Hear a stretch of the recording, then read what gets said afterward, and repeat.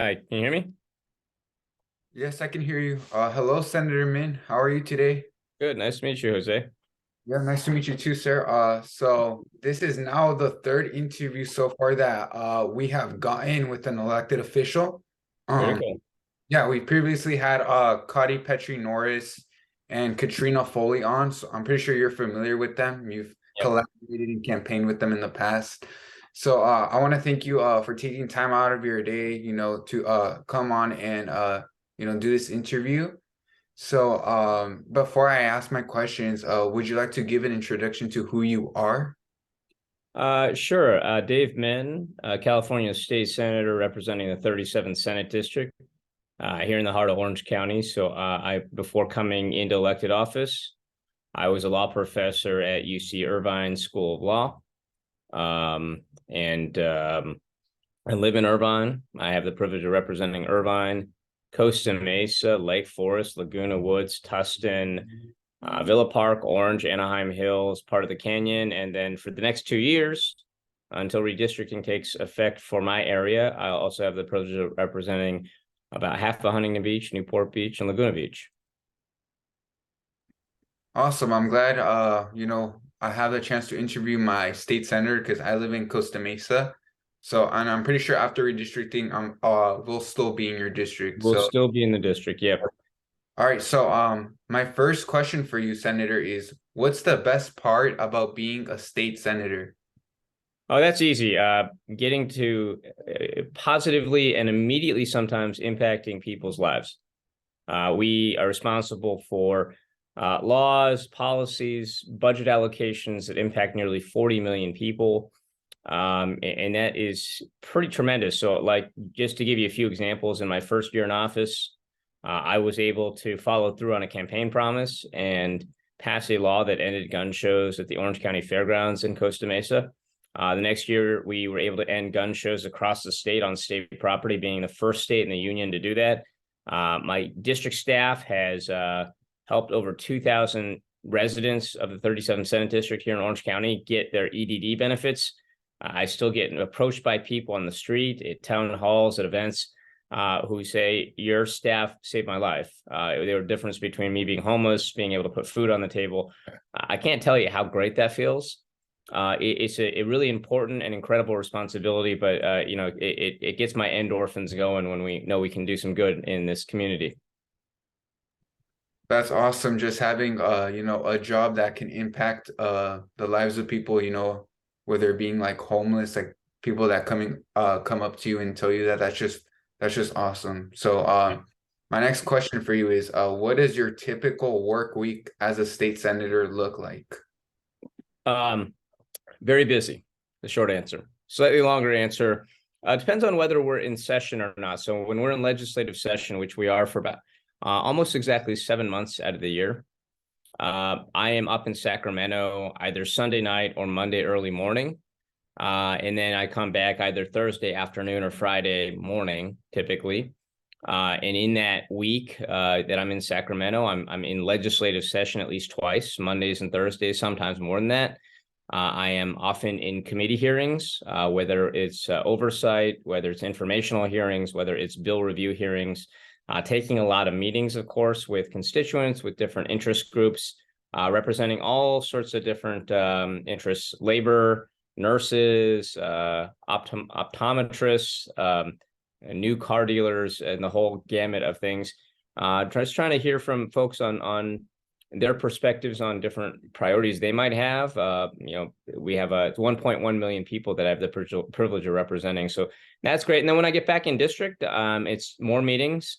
It's doing outreach, it's trying to get to know the issues that the people who live here in the 37th Senate District in Orange County actually care about.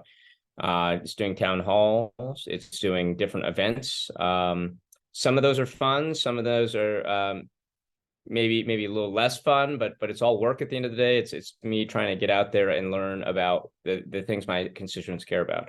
And then when we're not in session, it's basically all district time. It's a lot of planning, meeting with my staff, talking about what we're going to do in the upcoming year, what are our legislative priorities going to be, what are our budget priorities going to be, and things like that. So, you're a former law professor who taught at UCI, and you actually ended up becoming a politician. So, I think you're one of the best people to ask this question. And that's what advice do you have for high school students or just young people in general who want to get involved with politics? One, don't be shy. I think when, I was actually at a high school, I think it was Newport Harbor the other month. And there were a couple people that were hanging out in the back, and they just said, "Hey, man, I don't want to take up your time, but just appreciated what you had to say." And I couldn't say like, "Hey, come on up and talk to me," but like honestly, like if you're interested, don't be shy. Like I was that way when I was younger. Like I was a little reticent to go talk to people. But don't be shy because like we can't offer you an opportunity to help, and we need as much help as we can get, whether it's on the official side or if I'm in a political campaign, we always need help from young people, but and always want to hear your perspectives. But I think a lot of folks are a little hesitant to make that plunge. So don't be shy is one. Two is follow your passion. I know for a lot of folks, you're 16, 17, 18, you're trying to figure out, okay, what am I going to do next year? How am I going to college, let alone like, what am I going to do 5 years from now? How am I going to achieve what might be my hopes and dreams, but I'm still trying to figure out what those are. And at the same time, like you're figuring out a lot of stuff at your age. But I'd say if you have passion for things and that shows in your activities, in the things you're doing, that starts to create a narrative. And one of the things I tell young people, I was on the admissions committee at UC Irvine's School of Law. And, there are three categories of people that we look at typically. And Harvard probably just has two. But for us, it was people that were automatic admits based on their scores and their GPA. There are people that were automatically rejected based on their scores and GPA. But then a lot of folks fit in that gray area of we weren't sure whether to admit them or not. And for Harvard, I was saying it's probably just deny or they're in that gray area. But for us, like what we really looked at, and I think this is true across the board, is we looked at passion. We looked at what's the story that this person has to tell, right? So like if you're really into, and so I'll give you an example. I met someone who's very precocious the other day, a 12-year-old or 13-year-old, 7th or 8th grade, who is making headlines because she decided that she wants to start just picking up trash everywhere she goes. So every day, 4 days, 5 days a week, she goes out on a jog or a walk and she picks up as much trash as she can and tries to recycle it or throw it away and dispose of it and cleans up our streets. She's an ardent environmentalist. And I can tell you already she's going to have like an incredible story by the time she graduates from high school of someone who's passionate about clean, open spaces, about preserving our environment. And it's going to show in the accolades she gets, in the recommendations she has, in all the organizations and activities she does in high school and beyond. And that young girl, who will be a young woman pretty soon, is going to have, I think, a leg up on a lot of folks in trying to get to the level she wants to get to, because that passion really shines through. And so how do you find your passion? Ultimately it's hard to do, but I think you just got to, again, not be shy, try new things. When I was your age, I was very much like, oh, I don't want to try that. What if I embarrass myself? What if I suck at it? What if I don't like it? But if I could go back in time and give my young self advice, it'd be, don't be shy. Don't like go out and be aggressive and trying new things, meeting new people, because unless you're doing something stupid and dangerous, it's going to ultimately, the worst thing that can happen is you don't like it, but maybe you end up making lifelong friends. Maybe you end up creating a lifelong passion for yourself. And, maybe you don't know that you're an environmentalist. Maybe you don't know that you have a passion for some kind of arts and crafts that you really get into, and you won't know that till you try it. Sorry if I sound a little pedantic, but I'm passionate about this because I just feel like passion and trying new things is something that older people always tell young people, but we never internalize it when we're young, and it's really important to just try new things, try to find your passions, and then act on them. I think that's great advice, and I can relate to that because since I was like 13, I've been really into like politics and stuff, and I just loved reading the news and stuff. And then this year, my senior year, I was like, man, I just want to get involved some way. And so, I contacted my journalism teacher, and I asked him, can I do this for the school newspaper website? Can I interview politicians? And then he was like, man, that's great. And then I contacted him, and it worked out. And I was kind of nervous about it at first because, I would be posted on the website and we advertise it at the school for teachers and students to watch. So, I was kind of nervous. I'm like, man, they're all going to be like watching me.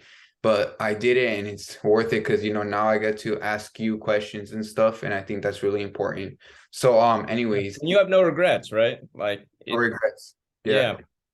So, my next question is, what do you think are going to be some of the priorities that the state Senate will focus on this upcoming session? The big one will be what we do, so for the last 2 years, my first 2 years in office, I was elected in 2020. We had very large budget surpluses. This year, we're projecting a pretty steep decline in our tax revenues. And so that's going to mean we have some potential tough decisions to make. And I know that's going to occupy a lot of our time as far as, what do we cut? What do we what are some of the things we really wanted to fund that maybe we hold off on for a few years? How do we get our economic house in order here in California? So I think that's going to be the primary topic of discussion. We've got a lot of tough issues we're facing around the state that we have to continue to try to make progress on as well, of course.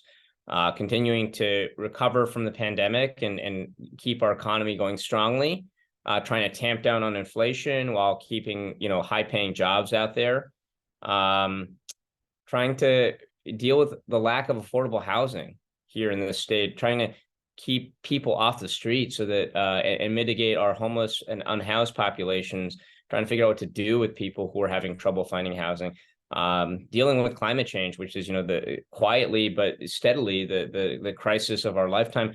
These and a whole bunch of other issues are things that we face in the state, and I know they'll continue to occupy a lot of attention.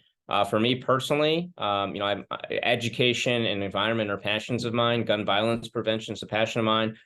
So I'll continue to work in those spaces. We'll reintroduce our bill to end offshore oil drilling. I've got a bunch of interesting bills that will look to try to turn the tide on renewable energies and figuring out how we can spur these innovations. So a whole bunch of things that we're focused on, but that's kind of the big picture. Okay, Senator, the next question I have for you is, right now the country is like in a really bad state of polarization. So Yeah. it's really nice to see when Democrats and Republicans do come together to work and pass bipartisan legislation. So this upcoming session, do you plan to work with the Republican minority in the state Senate to get some bills passed or legislation like do you plan to like work with them to get some legislation passed? I hope so. Yeah, my first 2 years, I worked with Republicans to try to pass some small business regulatory relief. I will probably offer something up again this year to that effect, because I think it's important that we understand and try to take action on the fact that it is honestly very difficult for small businesses to thrive in the state. And that's been a passion of mine since taking office in 2020. In this state, a lot of people don't realize, but you typically need a compliance consultant. You have to pay someone to open any kind of small business to help you navigate through all the different rules and regulations out there. And I think we could do a better job in the state of trying to make it easier for people that are just trying to make a buck. And so that will be something I definitely look to work with Republicans on.